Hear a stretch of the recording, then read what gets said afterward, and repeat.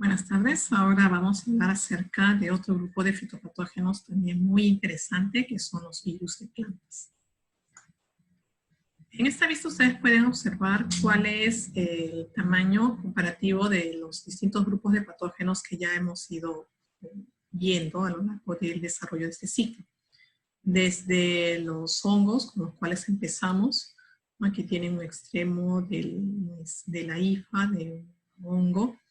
Miren las dimensiones en más o menos el comparativo con la célula vegetal.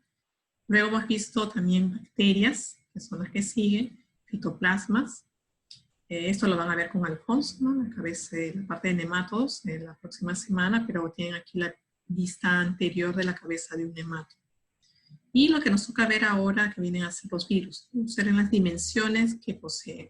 Estos estamos hablando de 25 nanómetros, diámetros de 50 nanómetros, en el caso del TMB, partículas de un largo de 300 nanómetros, ¿no? Por 18. Entonces, como pueden observar, los virus constituyen el grupo de los fitopatógenos mucho más pequeños, son los más diminutos. No pueden ser visualizados directamente, se requieren de estrategias de microscopía electrónica que permite visualizarlo indirectamente o de otro tipo de metodologías para poder ver, poder determinar su presencia o ausencia en función a cambios de coloración o a presencia de bandas de ácidos nucleicos. Y por lo mismo de que son tan diminutos y muy pequeños, obviamente no podemos hablar de que los virus puedan desarrollar signos, porque no se pueden visualizar, ni en conjunto van a poder llegar a conformar un signo. Entonces es un grupo bastante interesante, vamos a ver cómo están constituidos. Son submicroscópicos, están constituidos por un ácido nucleico, que puede ser RNA o DNA, y con una cubierta de proteínas que protege. Su rol de la cubierta de proteínas es proteger esta información genética. Requieren de vectores, principalmente los insectos, pero no nos escapamos nosotros también podemos llevar parte de algunas partículas virales y van a aprender ustedes cómo ocurre eso. Y si hablamos de control, en términos generales, principalmente lo que se trabaja mucho es la resistencia, obviamente el control de los vectores y el uso de semilla libre de estos virus. Tienen aquí una vista más o menos de esta característica, el ácido nucleico y la cubierta de proteínas. Entonces, ¿cómo así empieza el estudio de este grupo de fitopatógenos? En sí, el término virus no se conoce muy bien quién lo acuñó. Sí se reconoce a Benjerin como el padre de la virología y él propuso este término, ¿no? Contagium vivum fluidum, ¿no? Haciendo referencia a un agente infeccioso vivo bajo el concepto de vida de ese entonces que se maneja, y adicionalmente bajo el término de fluido, porque por esos años ya se había descubierto y se utilizaba mucho en los trabajos de investigación los filtros bacteriológicos. Entonces, hasta antes de esa fecha, los microorganismos que eran reconocidos eran hongos y bacterias, ¿no? Pero no se tenía, o sea, no había un concepto adicional de que hubiera algo mucho más pequeño. Entonces, cuando, por ejemplo, con los tulipanes, se hacía los macerados de las plantas y se hacía pasar esos extractos de las plantas a través de estos filtros bacteriológicos, pensaban de que los filtros estaban malogrados o había algún problema.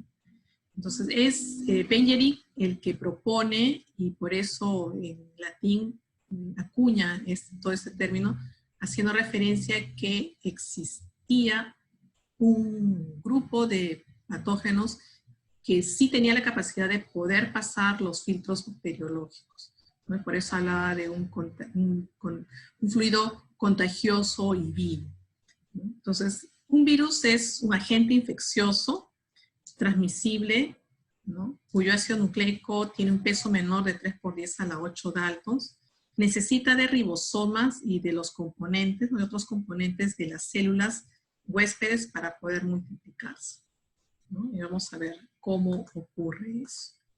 Entonces, ¿cuáles son las características de los virus? Y bueno, nos vamos restringiendo a los virus de plantas principalmente, que es el tema de nuestro curso, ¿no? Y me gustaría, sobre todo, resaltar estos 3 comportamientos, ¿no? Patógenos débiles, biótrofos y sistémicos. Patógenos débiles porque por sí solo los virus no tienen la capacidad de penetrar directamente. Obviamente sí hay una excepción, que lo vamos a ver, que son un grupo pequeño de virus que se transmiten por contacto, pero si hablamos de la gama, la totalidad de todos los virus de plantas, requieren que exista alguien que los introduzca dentro de la planta. Y ese alguien que los introduce dentro de la planta generalmente son los insectos vectores. Obviamente existen otros vectores de otra naturaleza, pero los más conocidos, los que la gran mayoría en casi todos los agroecosistemas está presentes, son los insectos vectores. Principalmente los picadores chupadores, ¿no? Áfidos y cigarritas, ¿no? Entonces, por eso se les considera como patógenos débiles. Por sí solo, si hay una partícula viral que queda sobre la hoja, no existe la posibilidad de que pueda atravesar todas esas barreras para llegar a estar dentro de la célula vegetal. Tiene que haber alguien que lo introduzca. Son biótrofos porque necesitan parasitar una célula que esté viva. Y esto es necesario, obligatorio, porque el virus requiere todo el conjunto de ribosomas que se van a encargar de leer la información genética que se encuentra en el ácido nucleico del virus. Por lo tanto, si la célula muere, no existe la posibilidad de que ese ácido nucleico pueda ser leído por los ribosomas, ¿no? Entonces es vital que el virus entre en un proceso de interacción con las células que se encuentran vivas. El ácido nucleico del virus actúa como si fuera un RNA mensajero, ¿no? Entonces tiene que ser leído por el conjunto de ribosomas o los polisomas para traducir esa información genética en lo que van a ser posteriormente los aminoácidos que van a construir, por ejemplo, las futuras cubiertas de proteínas de esa partícula viral, o la información genética a través de proteínas funcionales o enzimas que van a derivar en la síntesis de otro tipo de componentes. Entonces, definitivamente es una estrategia de infección bastante interesante, ¿no? O sea, el patógeno se ha reducido simplemente a llevar la información genética y aprovechar la característica del comportamiento de una célula vegetal para que pueda ser leída esa información. ¿Bien? Y la otra característica es que son sistémicos. Eso también es bastante interesante, porque dentro de la información genética que tiene la partícula viral lleva la información de un gen que codifica la síntesis de la proteína del movimiento, ¿no? Lo que hace el virus es inducir a que esa célula vegetal lea este gen, se produzca esto y se sinteticen estas proteínas que van a permitir movilizar el ácido nucleico del virus de la célula infectada hacia la célula sana y pasa vía los plasmodesmos. De tal forma de que, vean aquí en este esquema, es aquí en este foliolo donde ocurrió la infección, ¿no? Ocurre este movimiento, llega a copar a nivel de los paquetes de transporte vascular, vermicilema, tal forma de que se moviliza ya vía lo que es el floema hacia el sistema radicular. Y aquí también continúa ese movimiento, llega hacia lo que es el xilema y es movilizado hacia las partes superiores, hacia los brotes. Y continúa ese desarrollo, ¿no? Y si hablamos de un caso específico del TMB, por ejemplo, con 25 grados Celsius de temperatura, más o menos este lapso desde la primera infección aquí hasta que llega a copar todo, más o menos estamos hablando de unos 25 a 30 días. Entonces, lo interesante es que el virus lleva esta información genética para que ocurra este movimiento de la zona o la célula que fue infectada y pueda movilizarse la partícula, el ácido nucleico del virus hacia las células adyacentes que son sanas. Y posteriormente aprovechar el movimiento de lo que vendría a ser floema y posteriormente el xilema, y se continúa movilizándose en cada una de estas zonas u órganos. De ahí que se vuelve sistémico. O sea, toda la planta llega a tener la presencia de las partículas virales. De hecho, que hay preferencias, hay virus que están más concentrados a nivel de lo que es el floema, o están más concentrados a nivel de lo que es el parénquima. Pero en sí, por este comportamiento de poseer la información genética, permite que pueda movilizarse hacia distintas zonas. Los síntomas que están bastante relacionados a los virus, y lo han visto por ese tipo de comportamiento, están relacionados a atrofias, a reducciones ya sea de clorofila o reducciones de tamaño o en el desarrollo de la planta. Por eso vamos a encontrar principalmente desde mosaicos, manchas cloróticas, puntos cloróticos, estrías cloróticas, o también este tipo de desarrollos menores, enanismos, arrosetamientos, ¿no? Lo común es, el mosaico es típico, síntoma típico relacionado a virus de plantas, ¿no? Como lo estamos observando aquí, tanto en el frijol o en el tabaco, ¿no? Dependiendo de la naturaleza de la hoja, obviamente este tipo de clorosis puede tener formaciones de estrías, como en este caso, ¿no? O puntuaciones, como en el caso del camote, o puede haber también mezclas, ¿no? De varios virus. O sea, el hecho de que esté un virus en una planta no significa o excluye de que otros virus no puedan ingresar, ¿no? Hay casos en los cuales hay complejos de enfermedades virales, ¿no? Las reacciones también pueden ser distintas, predominantemente estamos hablando de mosaicos, ese tipo de atrofias, pero también las reacciones pueden ser necróticas por parte de algunos virus en determinados hospedantes, como el spotted quit en el caso de la lechuga. O existen también variantes, ¿no? Hay variantes de virus que producen síntomas mucho más severos que otros, ¿no? Aquí, por ejemplo, se ha reducido completamente el limbo de este foliolo, mientras que en este otro caso solamente se manifiestan las ampolladuras o el mosaico, ¿no? Pero es el mismo virus, solo que con variantes distintas. Los virus tienen distintas formas.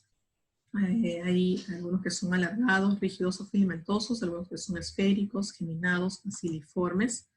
Y en función a estas características se han establecido los distintos géneros también. Tienen aquí los que son alargados, los que son rígidos, los que son esféricos, los que son geminados, algunos que son basiliformes, unos que están constituidos por una sola hebra de RNA, que es lo que predomina, unos que están constituidos por RNA en sentido negativo, otros con doble hebra de RNA o una sola hebra de DNA, ¿no? Es bien interesante la diversidad de los virus en cuanto a sus características. Estas son vistas por microscopía electrónica, que se puede observar en el caso, por ejemplo, de los tobamovirus, los bastones rígidos, o los potivirus, que son los filamentosos, los que son esféricos, como los cucumovirus, o estos que son basiliformes, aquí algunos que están geminados. Y esa es una vista de una sección de una célula parasitada. Cada una de estas puntuaciones es una partícula viral, ¿no? Para que puedan visualizar la carga de partículas viral que puede encontrarse al interior de una sola célula. Entonces, definitivamente es bastante elevado. ¿Cómo está organizado un virus? Como veíamos al inicio, está constituido por el ácido nucleico, que puede ser RNA o DNA, con una cubierta de proteínas, ¿no? En este caso particular, que es el modelo de TMB, uno de los que se estudió mucho por los inicios, desde que empezó todo el estudio de la virología de plantas. La conformación de este virus es en forma helicoidal, tiene aquí parte de esa sección, y la cubierta de proteínas está constituida, subdividida en cada uno de estos paquetes. que lo observan, que entra en íntima asociación con el ácido nucleico y con cada una de las subunidades de proteínas, ¿no? Como lo están visualizando también en este esquema. Eso permite, o sea, el rol fundamental que tiene la cubierta de proteínas es el de proteger al ácido nucleico. O sea, si no existiera esta cubierta de proteínas, se desnaturalizaría y dejaría de ser infectivo este ácido nucleico. El ácido nucleico es el que lleva toda la información genética para que se generen los cambios, o sea, el redireccionamiento del metabolismo, de síntesis de proteínas, de síntesis de ácidos nucleicos dentro de la célula vegetal. La célula vegetal infectada por un virus de plantas ya no se dedica solamente a producir proteínas o ácidos nucleicos que necesita la planta, sino que ha sido redireccionado por lo que ahora el virus ha insertado con su información genética, de tal forma que se está produciendo proteínas para la síntesis de nuevas partículas virales que se requiere para la cápside de las partículas virales y más ácidos nucleicos. Entonces, la célula vegetal comienza a mostrar ciertos déficits porque se está produciendo algo que ya no le va a beneficiar a la planta, sino va a beneficiar al virus al conformarse en nuevas partículas virales. Aquí tienen un esquema de más o menos las propuestas de cómo es la característica tridimensional de estas partículas virales. Y lo otro importante, y sobre todo para poder sentar las bases del manejo integrado de las enfermedades virales, es muy importante conocer la transmisión. Si uno no conoce cómo se transmite el virus, es difícil que pueda elaborarse bien o entenderse bien la estrategia. Lo primero es entender cómo es la transmisión por semilla, primero por semilla botánica y luego por semilla vegetativa. Se ha reportado que la transmisión por semilla botánica alcanza niveles bastante bajos, pero como siempre hay excepciones. Una de las excepciones es este de aquí, el virus del mosaico común del frijol, en el cual hay una transmisión por semilla botánica que puede alcanzar hasta un 35% del lote de semillas por infección. O sea, la partícula viral está dentro de la semilla, lo cual no es muy común si hablamos en términos generales de todos los virus que afectan a las plantas. No hay porcentajes elevados de transmisión por semilla botánica, y eso es bueno, definitivamente. Y este es otro caso de transmisión por semilla botánica, pero en forma externa, pero es más por un tema de contaminación, ¿no? En este caso es el virus del mosaico del tabaco, que causa este tipo de síntomas de mosaicos a nivel de plantas de tabaco o de tomate, y por la característica de ser sistémico, está presente obviamente en todos los órganos de la planta y obviamente en los frutos. En la pulpa que está alrededor de las semillas hay presencia de partículas virales, y cuando se extrae estas semillas, parte de esas partículas virales quedan adheridas a estas semillas.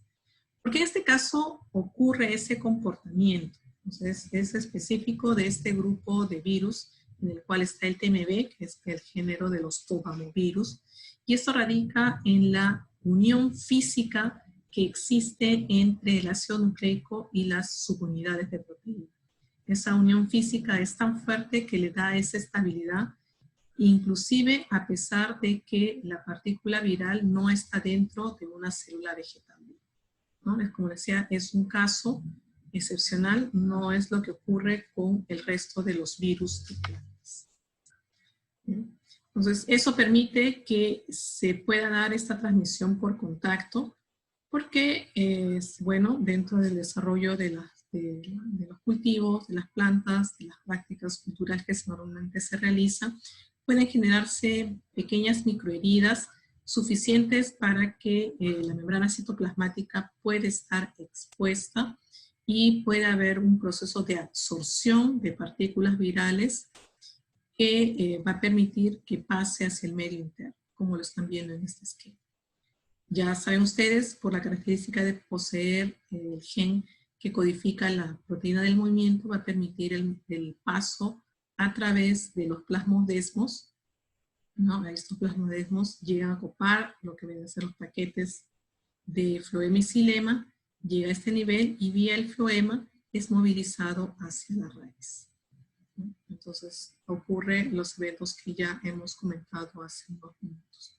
Pero parte de la característica que posee los tobamovirus o aquellos virus de transmisión por contacto, de tener una alta estabilidad de la partícula viral por la unión física entre las subunidades de proteínas y el ácido nucleico. Y eso permite establecer este tipo de transmisión por contacto, por contaminar también la semilla botánica. Si hablamos de una transmisión por semilla vegetativa, el ejemplo clásico es todos aquellos virus que afectan cultivos, cuyos cultivos tienen un sistema de propagación vegetativo. Por ejemplo, a través de esquejes, a través de estacas, o también el de realizar injertos, ¿no? Entonces, el hecho de realizar este tipo de prácticas del cultivo, por la característica de que el virus es sistémico, permite que pueda diseminarse hacia, obviamente, de las plantas madres hacia las plantas en teoría que deberían salir de pleno, ¿no? Entonces, un clásico ejemplo es el virus de la tristeza de los cítricos que estamos viendo en estas vistas y que más o menos en los 70, que tuvimos un problema bastante serio aquí en la costa central por el impacto que ocasionó este virus, la mayor diseminación se dio prácticamente por el movimiento de un material contaminado, ¿no? O sea, semilla vegetativa contaminada. Entonces, ¿qué ejemplos tenemos de transmisión por contacto? Ya lo hemos mencionado, los tobamovirus, acá está el virus del mosaico del tabaco, los potexvirus, donde está el virus X de la papa. Y a partir de aquí ya vemos la transmisión por vectores. Dentro de los vectores pueden estar bacterias, hongos, protozoa, nemátodos. Dentro de los artrópodos, ácaros e insectos. Y dentro de los insectos están los grupos de áfidos y cigarritas, tris, mosca blanca, epitrix, las crisomélidos, ¿no? Hay las cochinillas harinosas, ¿no? Hay todo un grupo de insectos que tienen la capacidad de poder diseminar a los virus, ¿no? Como lo están viendo en esta vista, los áfidos y cigarritas. Pero lo cual debemos recordar lo siguiente, ¿no? Estos insectos que son picadores, chupadores, se caracterizan por realizar dos tipos de picadura. Una picadura intracelular, una picadura de corto tiempo, una picadura que le va a permitir saber si esta planta es su huésped o no, ¿no? Que se conoce como una picadura de prueba. Dura apenas unos segundos, estamos hablando de unos 10, 15 segundos. Si el áfido considera de que esa sí es su planta huésped, de esa picadura de prueba intracelular pasa a ser una picadura de alimentación y que llega hasta lo que es el floema, ¿no? ¿Por qué? Porque existe obviamente en el floema la mayor concentración de los fotosintatos, volúmenes más altos que lo que encontraría en una célula epidermal o parenquimática. Por lo tanto, el estilete viaja hacia lo que es el floema. Y de ahí que una picadura de alimentación es una picadura de mayor tiempo, ya estamos hablando de 10 minutos, 15 minutos, en el cual el insecto introduce su estilete y empieza ese proceso de alimentación. ¿Bien? Entonces, es importante recordar eso y que en el caso del estilete, como lo ven en este esquema, el estilete del vector, en este caso del insecto, existen dos conductos. El canal de alimentación, que es el amarillo, en el que va a absorber los fotosintatos, va a pasar por el tracto digestivo, tienen aquí lo que vendría a ser el intestino, ¿no? Y a la vez, en este mismo conducto está el conducto salival, que proviene de las glándulas salivales. El insecto vector, una vez que introduce su estilete, eyecta saliva y luego posteriormente absorbe los nutrientes. Es parte del comportamiento de estos insectos. Bien, porque es importante recordar eso, vamos a verlo ahora dentro de unos minutos para poder establecer las diferencias entre los distintos tipos de transmisión. Bien, para lo cual debemos recordar o aprender estos tres conceptos. El periodo de adquisición es el tiempo necesario para adquirir las partículas virales de una planta que está enferma por virus. Entonces, ¿cuánto tiempo necesita el vector, en este caso el insecto, o el áfido, o la cigarrita, o la boca blanca, o el trips, para poder adquirir esas partículas virales que se encuentran en una planta infectada? El periodo de latencia o incubación es el tiempo que necesita para que ese insecto se convierta en virulífero. En otras palabras, durante este lapso, lo que está sucediendo es un movimiento de las partículas virales que han sido adquiridas vía el canal de alimentación, que pasan por todo el tracto digestivo del insecto, pasa a la omecele y de ahí se ubica a nivel de las glándulas salivales para que cada vez que eyecte la saliva, vayas a la saliva con partículas virales. Entonces, mientras ocurre todo ese movimiento, se considera este periodo un periodo de incubación. Finalmente, el periodo de retención es el tiempo que permanece virulífero el insecto vector. Entonces, ¿cuánto tiempo el insecto vector va a tener la capacidad de poder transmitir al virus o a las partículas virales? Puede ser unos minutos, puede ser unas horas, puede ser de por vida, ¿no? Eso depende de las características de cada virus. Entonces, en función a eso, se hace una clasificación de la siguiente forma: la transmisión de tipo no circulativa, como su nombre lo dice, la partícula viral no circula en el cuerpo del insecto. ¿Bien? Entonces, no hay tampoco ningún periodo de latencia, porque no se introduce. Simplemente es una contaminación de las paredes internas del canal de alimentación. Bien. Y no hay evidencia de la presencia del virus en la hemocele ni en el sistema salival porque no se ha introducido. Y hay una pérdida de la capacidad virulífera del vector luego de la alimentación. Y se entiende por qué. O sea, lo que ocurre aquí es una contaminación de las paredes internas del canal de alimentación. Mientras se siga alimentando de plantas infectadas, obviamente se va a seguir incrementando esa concentración de partículas virales que están adheridas a las paredes internas. Pero si el insecto pasa de ser una picadura de prueba a una picadura de alimentación, obviamente a nivel del floema existe menor concentración de partículas virales y eso hace que disminuya esta concentración del virus. Una transmisión de tipo no circulativa puede dividirse en dos subcategorías: la no persistente y la semipersistente. La no persistente, el tiempo de adquisición es de unos segundos, estamos hablando de una picadura de prueba. El periodo de retención también es de pocos minutos porque es solamente una contaminación de la parte inferior de este canal de alimentación. Mientras que en una semipersistente, el tiempo de adquisición sí es de varios minutos, porque se requiere que llegue hacia lo que es el floema, se requiere una picadura de alimentación.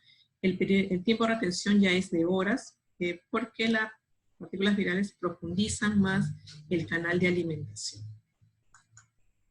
¿Qué ejemplos tenemos en una transmisión de tipo no persistente? Están aquí los potivirus, un grupo muy importante de virus fitopatógenos, donde está el virus C de la papa o el virus de la mancha anillada del papayo. Producen mosaicos, como lo están observando. Tienen una alta concentración a nivel de lo que es el parénquima de estos órganos. Y una semipersistente, el virus de la tristeza de los cítricos, ¿no? Que causa, bueno, en este caso, se observa como síntomas de declinamiento, un menor desarrollo del tamaño de las plantas, ¿no? Y este tipo de acanaladuras a nivel de lo que es el cile. La transmisión de tipo circulativa como su nombre lo dice, aquí la partícula viral está circulando el cuerpo del insecto. Aquí ya ingresa, pasa por todo el tracto digestivo, pasa a la hemocele, se ubica en la glándula salival y es eyectado con la saliva. Entonces se genera ahí un círculo, de ahí recibe el nombre de este tipo de transmisión. Entonces, ¿qué es lo que lo caracteriza? El virus se adquiere a través del canal de alimentación. El áfido aquí ha introducido su estilete, está absorbiendo, se está alimentando y está pasando los fotosintantos más partículas virales. Luego del periodo de alimentación sigue un periodo de latencia, porque es el tiempo que se requiere para que se ubiquen estas partículas virales a nivel de lo que son las glándulas salivales. La alimentación que infecta a la planta envuelve la inyección del virus en la saliva, ¿no? Luego de que estas partículas virales han alcanzado las glándulas salivales y cada vez que el insecto introduzca su estilete, eyecta saliva, va la saliva con partículas virales. Existen también dos tipos, una de un subgrupo propagativo y otra no propagativo. En las propagativas se ha reportado de que el virus se multiplica dentro del insecto. Es bastante interesante este comportamiento. Y en las no propagativas, hasta la fecha, no se conoce que el virus se replique dentro del insecto. Entonces, únicamente es un proceso de circulación. Obviamente, si el insecto vector se sigue alimentando de plantas infectadas, va a continuar la presencia de la partícula viral dentro del cuerpo del insecto. Un ejemplo de una propagativa es el Spotted Foot Virus, que tiene aquí una vista que afecta el tomate. Y una no propagativa, el de los legomovirus, transmitidos por mosca blanca, también en el tomate. La mosca blanca es otro de los vectores, también podemos decir que es una transmisión de tipo circulativo por las características que están observando aquí, ¿no? Tienen aquí las vistas. O en el caso de los trips, que también es de tipo circulativo y este es propagativo, ¿no? Por el comportamiento que tiene cada una de estas características. Entonces, tienen aquí al vector. Un aspecto importante dentro del estudio de los virus de plantas es conocer cuál es su naturaleza. Si uno desea establecer una estrategia de manejo integrado, uno tiene que identificar cuál es el virus, o por lo menos el grupo del virus que está afectando su cultivo, para poder conocer cómo es la forma de transmisión y en función a esa forma de transmisión es elaborar la estrategia. De ahí que se estableció el International Committee on Taxonomy of Viruses, que agrupa a todos los virus, en general a todos los virus, no solo de plantas, pero dentro de esta virosfera van a encontrar aquellos que afectan, por ejemplo, a plantas, que lo tienen aquí. Aquí también tienen otro grupo en función al tipo o la naturaleza del ácido nucleico, ¿no? Y es bastante bueno tener este consenso a nivel mundial de todos los grupos de virus que afectan a los distintos organismos. De ahí la importancia de trabajar con el diagnóstico. Es muy importante. Recuerden lo que hemos visto al inicio, no hay signo. O sea, y los síntomas son comunes. O sea, la gran mayoría de los virus producen mosaicos. Entonces es muy complicado que al ojo yo pueda decir, o sea, este es un determinado virus, que necesito realizar un diagnóstico. Y para eso tengo herramientas, desde técnicas inmunológicas basadas en las pruebas de serología por la reacción antígeno-anticuerpo que desarrolla la cápside de la partícula viral, uso de pruebas biológicas con plantas indicadoras en las cuales ya se tienen los registros de cuál es la reacción de cada una de estas plantas frente a determinados virus, o técnicas moleculares utilizando PCR, RT-PCR o PCR en tiempo real, que como diagnóstico también esto ya está estandarizado y en función a la característica del ácido nucleico. Cada una tiene obviamente sus bondades, una técnica rápida, en corto tiempo, después una técnica de tipo molecular, seguida después por una de serología, mientras una biológica requiere por lo menos una semana, 10 días para poder determinar el resultado. Pero también en cuanto a sensibilidad, una prueba molecular es mucho más sensible que una serológica o una biológica. Entonces, dependiendo de las facilidades que uno pueda tener en el laboratorio, o dependiendo de las facilidades de los proyectos también que está encaminado, puede escoger cualquiera de estos, ¿no? El punto es el objetivo, ¿no? O sea, lo que se busca es que a través de estas metodologías, ya sea por placas de DAS ELISA, como en este caso, y por estos cambios de color amarillo, voy a tener las muestras que son positivas, o el uso de repente de estos tests de flujo lateral, en el que son bastante prácticos, que los llevo a campo, y en campo directamente yo veo el resultado y inmediatamente lo tengo, ¿no? Cualquiera que sean las razones, el objetivo es que yo necesito saber cuál es el virus que está afectando al campo para poder establecer la estrategia, ¿no? Entonces tengo herramientas que las puedo aplicar en laboratorio o en campo. Tienen aquí algunos videos que les permiten visualizar cómo es este tipo de metodologías, o optar por lo que es la reacción en cadena de la polimerasa, en el que se basa a través del uso de los termocicladores con mínimas muestras, amplificar esto y tener concentraciones en niveles más altos que me permitan también hacer la identificación, ¿no?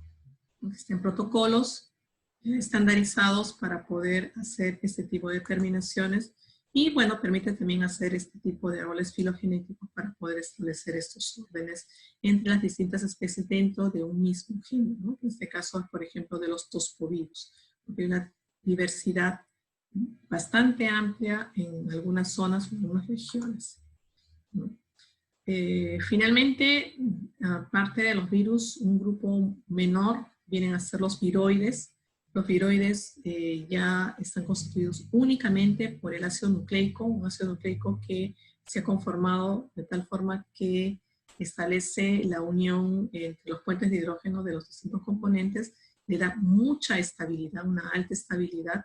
No hay presencia de la cápside, es solo el ácido nucleico, pero a pesar de eso, por su conformación, son muy, muy resistentes, difíciles a veces de poder ser limpiados por termoterapia. Y uno de los viroides que bajo nuestras condiciones lo tenemos reportado, el Sexoportis, que causa este tipo de grietas o cortezas en algunos cítricos, como el naranjo trifoliado. Entonces, este es uno de los casos que vale la pena que lo conozcan porque bajo nuestras condiciones sí está reportado. Bien, y con esto hemos finalizado este grupo de